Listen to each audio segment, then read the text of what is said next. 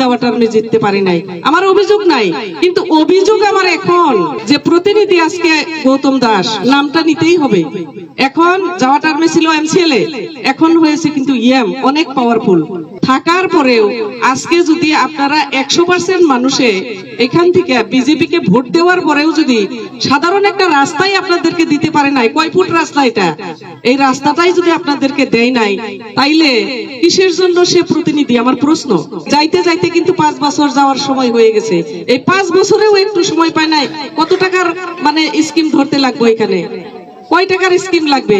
কিন্তু ওই সৎ সাহসটা এখানকার যে মেম্বার গুলো আছে সেই মেম্বাররাও তো বলতে লাগে, সেই মেম্বাররাও এখানে কোনো স্টেপ নেই নাই।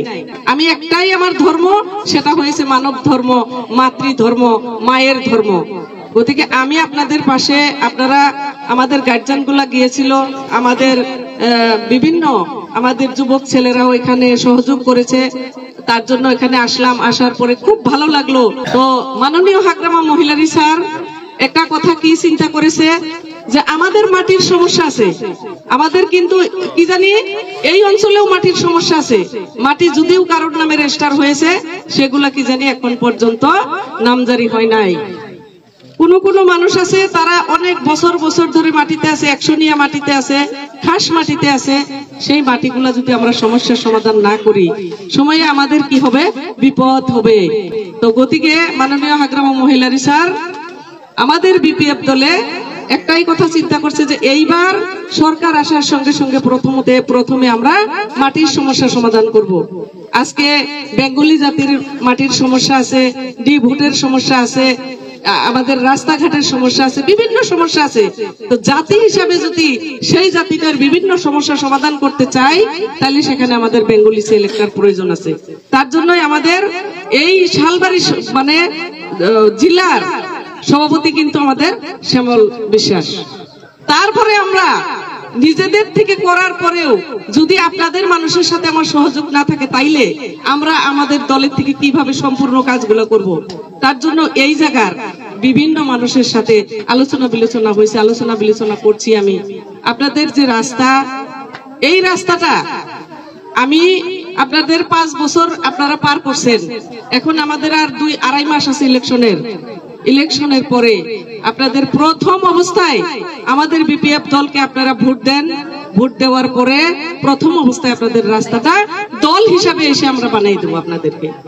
আমরা প্রথম অবস্থায় আপনাদেরকে দল হিসাবে এখানে এসে আপনাদেরকে রাস্তা বানাই দেব।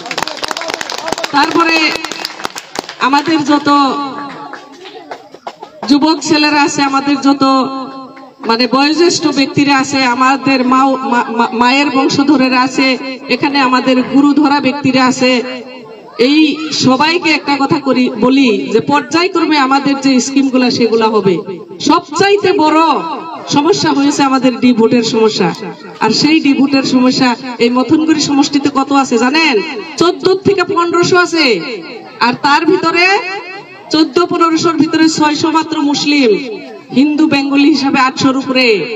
এই যে ডি ভোটের সমস্যা, সেই ডি ভোটের সমস্যা কিন্তু আমরা সমাধান করতে হবে।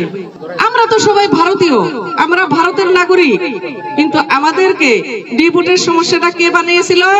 এজিপি সরকারের দিনে হয়েছিল, কংগ্রেস সরকারের দিনে কিন্তু সেটা আরো বেড়েছে।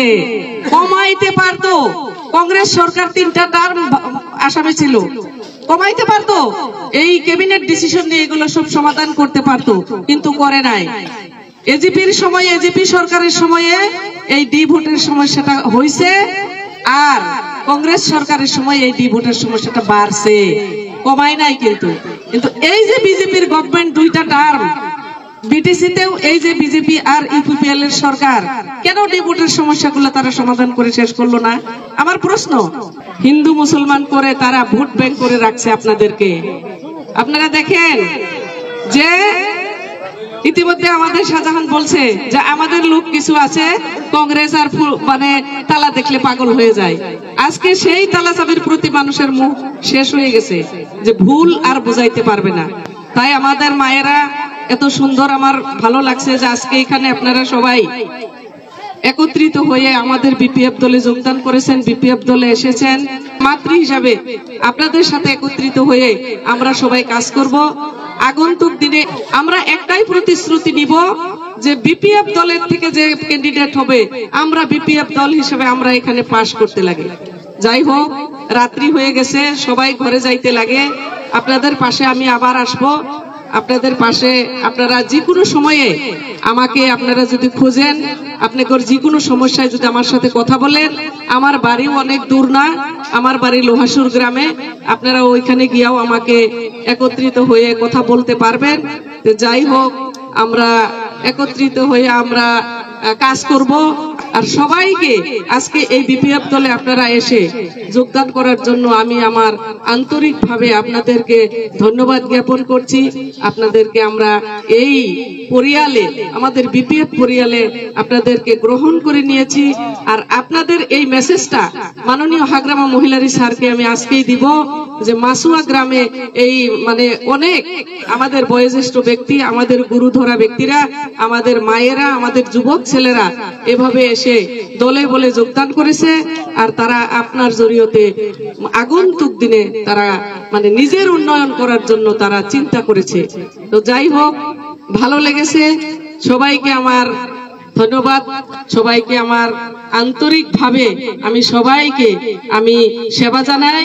আমার সেবা গ্রহণ করবেন আপনারা সবাই। আর এই বিপিএফ দল হিসেবে আমি যাতে এখানে এসে আপনাদের পাশে দাঁড়াইতে পারি, কাজ করতে পারি, তার আশা রেখে আমি আপনাদের সাথে আছি, থাকবো। আর আপনাদের সাথে আপনাদের সুখে দুঃখে সমভাগী হয়ে এই অঞ্চলের কাম কাজ করব বলে আশা রেখে আমি আমার বক্তব্য শেষ করছি। ধন্যবাদ। ধন্যবাদ। সম্মানীয় আমাদের কেন্দ্রীয় কমিটির আক্তার আহমেদ ডামারে নিলয়। তো আজকে ওরা হয়তো